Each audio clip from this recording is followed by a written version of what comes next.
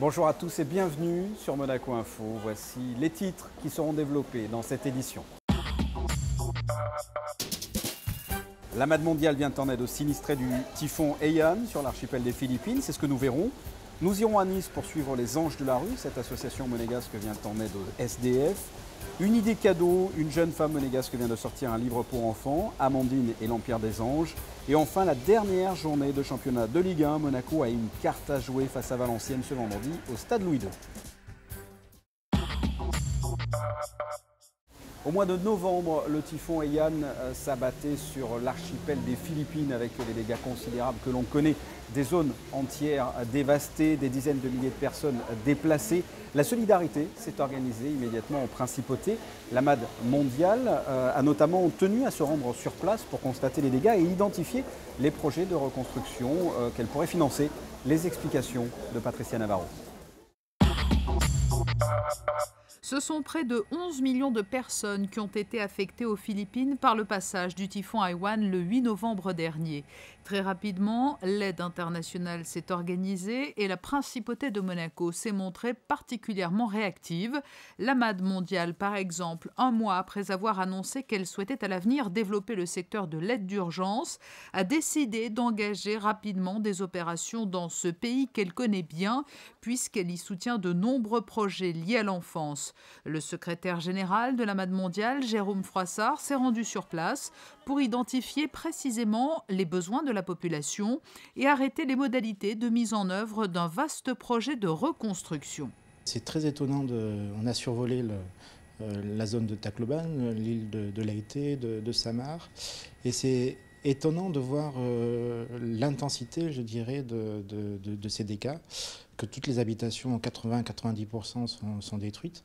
Non seulement les habitations, je dirais, en tôle et en bois, hein, des habitations très, très sommaires des populations déshéritées, mais aussi les bâtiments publics qui sont, eux, construits en béton, en dur, ont aussi complètement été ravagés.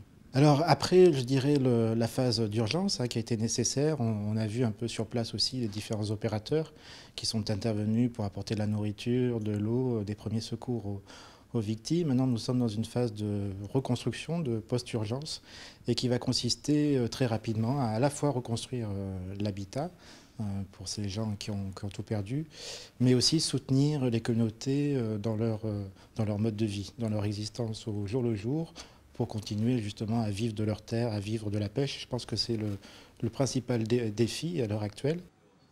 Aux Philippines, la MAD mondiale travaille étroitement avec son partenaire local, la Fondation Virlani, pour aider les enfants des rues. Le consul des Philippines à Monaco est également très présent et apporte une aide logistique et matérielle. Je suis très heureuse de travailler avec la MAD. Depuis de nombreuses années, je m'implique personnellement à leur côté et avec la Fondation Virlani pour aider les enfants dans le besoin et rencontrant des difficultés.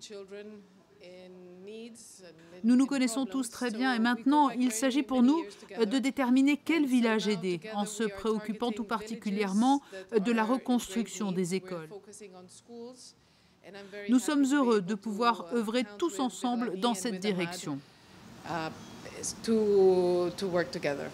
Au-delà de cette aide émanant de la MAD mondiale, il faut également citer l'importante mobilisation de la Croix-Rouge monégasque. Elle a permis à Monaco d'être au premier rang des pays donateurs. La principauté devance ainsi largement de grands pays tels que les États-Unis, l'Allemagne ou la France. Plus de 300 000 € ont été récoltés par la Croix-Rouge monégasque. Une enveloppe qui a été répartie entre la fourniture de vivres, d'eau potable et de différents biens de première nécessité. Il est à noter que la galerie L'Entrepôt organisera également une vente aux enchères et un concert au profit des Philippines le 13 janvier et le 3 février prochain. On reste dans le domaine humanitaire. L'an passé, nous avions suivi une association, les Anges Gardiens. Cette année, nous allons suivre une autre association monégasque qui vient également en aide aux SDF et aux personnes dans le besoin. Les Anges de la rue, nous les avons suivis mardi lors de leur tournée dans Nice. Reportage de Christine Latomel et Thomas Léus. Ils sont une dizaine de bénévoles à donner de leur temps pour les plus démunis. Née en 2009, l'association monégasque Les Anges de la Rue vient en aide aux personnes sans domicile ou sans ressources. Tous les mardis, l'association se rend à Nice pour apporter un peu d'apaisement et de chaleur à ces femmes et à ces hommes, tout en leur offrant un repas chaud et quelques mots de réconfort. Nous sommes en train de donner à manger avec un petit complément parce que c'est bientôt Noël. Alors nous avons fait des crêpes maison, de la soupe maison, on nous a donné des pizzas et vous voyez, tout est là. Alors la voiture est petite mais on arrive quand même à tout donner, puis on est content de leur donner et ils sont contents de recevoir. Ils donnent à manger, ils donnent les vêtements, ils donnent les chaussures. Bon, enfin, ils donnent tout ce qu'il faut, quoi. Voilà. Pour les gens qui sont à Ziev, qui sont dans la rue, quoi. À Monaco, ils donnent un truc chaud et ça fait grand plaisir. On est content, quoi. Tous les mardis, les Anges de la Rue se rendent dans le quartier de Notre-Dame et du Port pour distribuer nourriture, produits d'hygiène, couvertures et vêtements. Vos dons sont donc extrêmement importants pour l'association. Nous, on cherche surtout des robes pour les hommes parce qu'on a moins de femmes, des couvertures, des sacs de couchage et il y a aussi des gens qui nous offrent gracieusement depuis un certain temps tous les produits d'hygiène. Donc nous, on doit acheter les sous-vêtements que je trouve qu'on doit donner neufs parce que l'idée c'est qu'on aide ces gens, mais l'idée c'est d'un respect réciproque vers ces gens, c'est-à-dire jamais de penser qu'ils sont moins que nous. Voilà, ça c'est la première des choses.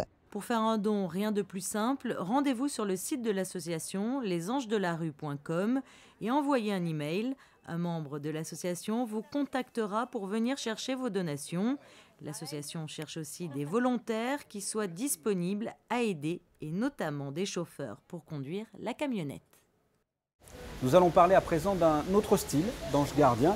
À l'approche des fêtes de fin d'année, une idée cadeau, pourquoi pas, une jeune femme monégasque vient de sortir un livre pour enfants, Amandine et l'Empire des anges. On écoute l'auteur. En fait, j'ai imaginé l'histoire d'une petite fille rencontrant son ange gardien il y a une dizaine d'années environ, lorsque mes enfants étaient petits, pour leur raconter le soir au coucher. Et quelques temps après, j'ai ressenti l'envie d'écrire cette histoire. Je me suis documentée sur l'Empire des anges pour apporter une description bien précise, on va dire, des chérubins, des séraphins et de l'Empire des anges en général. Mes enfants ont pu participer à l'illustration du livre, avec plaisir d'ailleurs. C'était assez touchant du fait qu'ils illustrent une histoire que j'avais imaginée pour eux il y a une dizaine d'années. Et puis alors un fort succès, puisque le livre se vend déjà comme des petits pains, si on peut dire ainsi. Oui, en fait, il est sorti il y a une quinzaine de jours et nous avons déjà vendu plus de 600 exemplaires. Nous avons déjà eu une séance de dédicace le 7 décembre qui s'est très bien passée. Donc j'ai pu voir la réaction des enfants donc, en direct et donc c'était assez émouvant.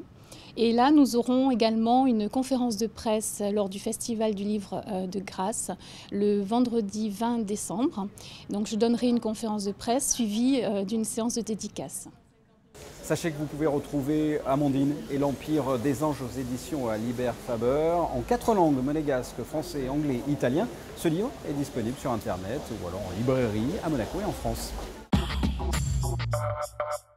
Un mot de football, Monaco reçoit ce vendredi à 20h30 au stade Louis II Valenciennes, un match comptant pour la 19e journée de Ligue 1. L'objectif, une 6e victoire consécutive pour pourquoi pas rattraper le PSG. Reportage de Franck Aignan. Bien finir la première partie de championnat avant les fêtes, voilà l'objectif des Monégasques vendredi soir. En cas de succès, Monaco compterait 44 points à la trêve, soit le meilleur total de l'histoire du club à mi-saison. L'ASM reste sur une dynamique impressionnante, 5 victoires consécutives sans encaisser le moindre but. Pas question toutefois de tomber dans l'euphorie, Claudio Ranieri l'a répété à ses joueurs, concentration maximale sur le match de Valenciennes. Il reste encore une rencontre à jouer avant de penser aux vacances. C'est une équipe dangereuse. Toutes les équipes qui luttent pour le maintien sont très dangereuses. Donc c'est important notre intelligence, notre motivation parce que c'est très important de gagner le match. Mais n'est pas facile. Avec 11 buts encaissés après 18 journées et surtout aucun lors des 5 dernières rencontres, Monaco possède la deuxième meilleure défense du championnat. Une solidité qui s'explique en partie par les très bonnes performances d'Eric Abidal, auteur d'une première partie de saison intéressante. Je suis très content de pouvoir enchaîner les matchs. Maintenant, c'est jamais évident. Je n'ai pas toujours été à 100%. Mais point de vue personnel, je suis vraiment satisfait d'avoir bien participé à la première partie de championnat. Important de pouvoir finir sur la même dynamique. Surtout ne pas penser au jour de fête. Comme a dit le coach dans le vestiaire, on est professionnel, on doit le rester jusqu'au bout. Et pour le groupe et pour le club, c'est important de pouvoir finir avec un bon résultat. Absent lors des 4 dernières rencontres, Radamel Falcao s'est entraîné normalement et réintègre le groupe. Même constat pour Yannick Ferreira Carrasco, le Belge est de retour après son entorse à la cheville. Et sachez que lors de cette 19e journée de Ligue 1, le PSG reçoit Lille, le premier contre le 3e. Vous l'aurez donc compris, Monaco a une réelle carte à jouer avant la trêve hivernale. Le reste de l'actualité en bref. À l'occasion des fêtes de fin d'année, Son Altesse Royale s'est rendue à la Fondation Hector Otto, tout d'abord à la résidence Belando de Castro. La princesse de Hanovre est allée à la rencontre des aînés monégasques. La princesse a remis personnellement un cadeau à chaque pensionnaire.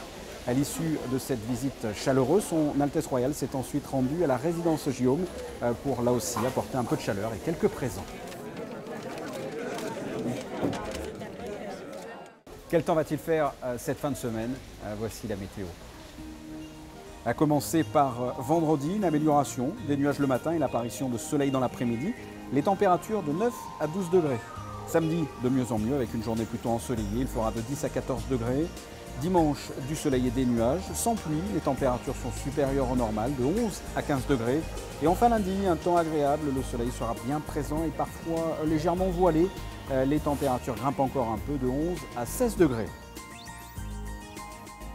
Ce journal est terminé, merci de l'avoir suivi. Dans quelques instants, à votre magazine automobile Asphalt avec comme test la Clio RS. A très bientôt, au revoir.